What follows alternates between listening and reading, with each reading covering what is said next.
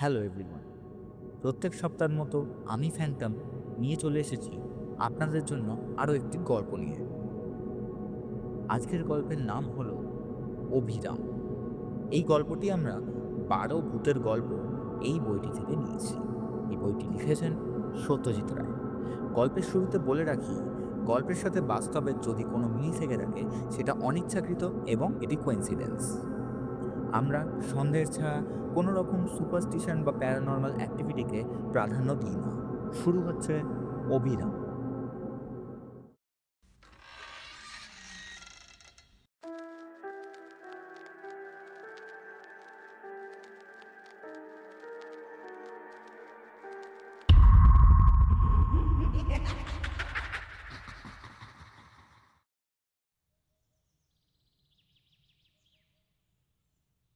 তোমার নাম কি? অভিরাম সাঁই বাবু। তোমার বাড়ি কোথায়? উলুমপুর গায়ে বাবু, উড়িষ্যা। আচ্ছা, বাড়িতে আছে কে? আমার দাদা আছে, বৌদি আছে, দুই ভাইপো আছে। তোমার বাড়ি যেতে হয় না? কালে ভদ্রে বাবু, আমি তো সংসার করিনি, ধান জমি আছে কিছু, দাদাই দেখে। তুমি বাড়ি গেলে বদলি দিয়ে যাবে তো? নিশ্চয়, তবে সে দরকার আমার হবে না বাবু, বলে বদলি দিয়ে যাব নিশ্চয়। বদলির কথা কেন উঠলো সেটা বলি তোমায়। আমার সন্ধ্যাবেলা একা থাকতে ভয় হয়। আমার ভূতের ভয় আছে বলতে পারো। আমি রান্নার লোক যাকে পেয়েছি সে ঠিকই সন্ধেবেলা রেঁধে দিয়ে চলে যাবে। তখন আমার কাছে আরেকজন লোক থাকা চাই। সে নিয়ে আপনি চিন্তা করবেন না বাবু, ও হয়ে যাবে। আমার নিজের মনে কোনো ভূতের ভয় নেই। ঠিক আছে অভিরাম। লোকটিকে বেশ ভালোই লাগলো শঙ্করবাবুর। 40-এর কাছাকাছি বয়স, বেশ হাসি খুশি চালাক চতুর চেহারা। স্টেট ব্যাংকের কর্মচারী শঙ্করবাবু এই 7 দিন হলো বদলি হয়ে পশ্চিমবাংলা আর উড়িষ্যার বর্ডারে এই ছোট শহর কাঞ্চনতলায় এসেছেন। নিজে একা মানুষ, দুখানা ঘর সমেত একতলা একটি ছোট বাড়ি পেয়েছেন। তাতে তার চলে যাবে, তবে বাড়ির পরিবেশ নিরিবিলি, তাই একজন চাকর সব সময় থাকা দরকার। শঙ্করবাবু ভূতের ভয়টা একটা খাঁটি ভয়। অনেক বছর ধরে অনেক চেষ্টা করেও সেটা কাটিয়ে উঠতে পারেননি। অভিরামকে শঙ্করবাবু দিনে দিনে বেশি ভালো লাগতে লাগলো। এমনই কাজ তো ভালো করেই, খাটতেও পারে। আর সন্ধেবেলা সে সত্যিই করে শঙ্করবাবুকে সঙ্গ দেয়। আরেকটা জিনিস শঙ্করবাবুকে অবাক করে, সেটা হলো অভিরামের গল্পের স্টক। সে বলে যেসব গল্প সে ছোটবেলায় তার দিদিমার মুখে শুনেছে, উড়িষ্যার অফুরন্ত রূপকথা আর উপকথা, অভিরাম ভূতের গল্প বলার প্রস্তাবও শঙ্করবাবুকে দিয়েছিল, কিন্তু শঙ্করবাবু তাতে অনুমতি দেননি।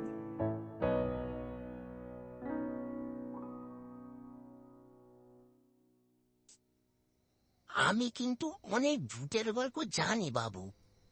অভিরাম বলল, তা হোক, ও জিনিসটা তুমি বাদ দাও। তা বেশ বাবু, তাই হোক। তবে যদি কোনোদিনও মনে হয় ভূতের ভয় কাটিয়ে উঠতে পেরেছেন, তো আমায় বলবে। তখন আমি আপনাকে ভূতের গল্প শোনাবো, দেখবেন কেমন মজাদার গল্প। তুমি নিজে ভূত মানো অভিরাম? আমার আর মানা না মানার কি আছে বাবু? ভূত থাকলে আছে, না থাকলে নেই, ব্যাস। পড়িয়ে গেল। তবে হ্যাঁ, ভূত মানেই যে খারাপ লোক হবে এটা আমি মানি না। ভালো ভূত হলে খেতে কি? কথা আর বেশি আগালো না।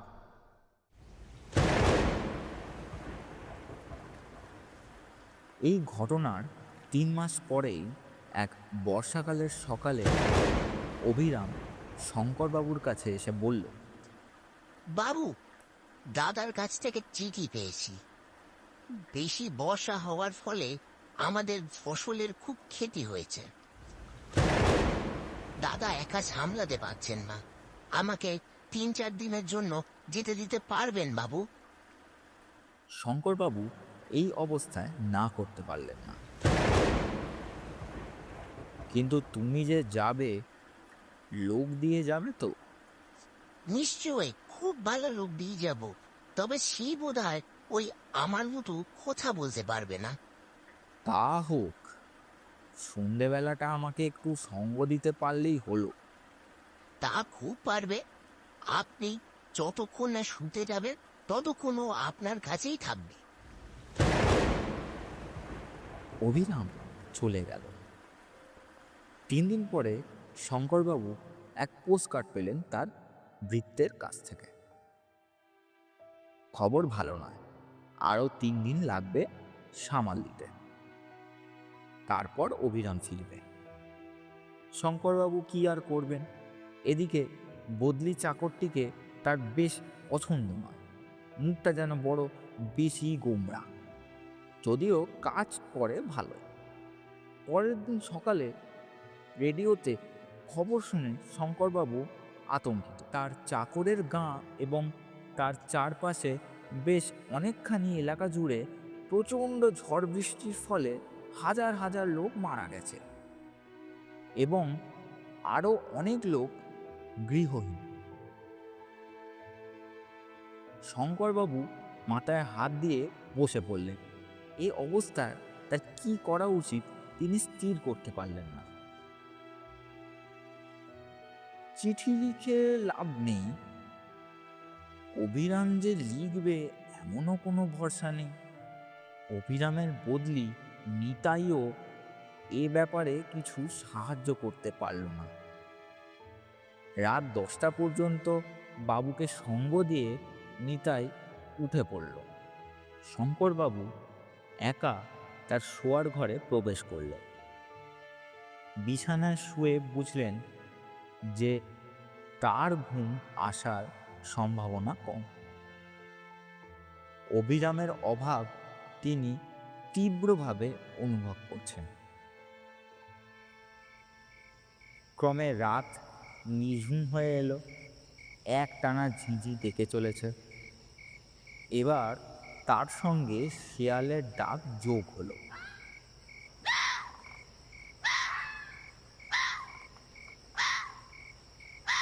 শঙ্করবাবু মাথার উপর আকাশ ভেঙে পড়েছে। ভূতের ভয় এর মধ্যেই তার শিরদাঁড়া দিয়ে ঢেউ খেলে যাচ্ছে।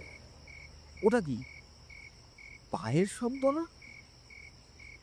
শঙ্করবাবু বুঝলেন তার গলা শুকিয়ে কাঠ হয়ে গেছে। বাবু, সে কি?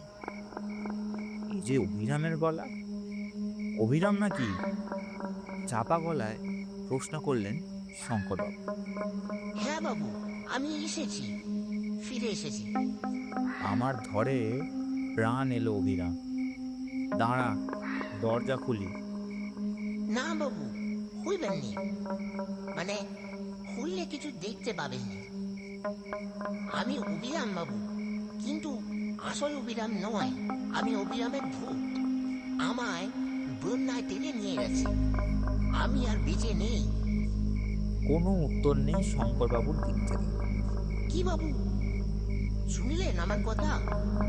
তবু কোনো উত্তর নেই। বাবু, আবার ডাক এলো বাইরের অন্ধকার থেকে। এবার কথা এলো বাড়ির ভিতর থেকে। তোকে কিভাবে দেখতে পাবো? শুধু একটা ব্যাপার হলে পাবেন। কি? আপনিও যদি ভূত হন।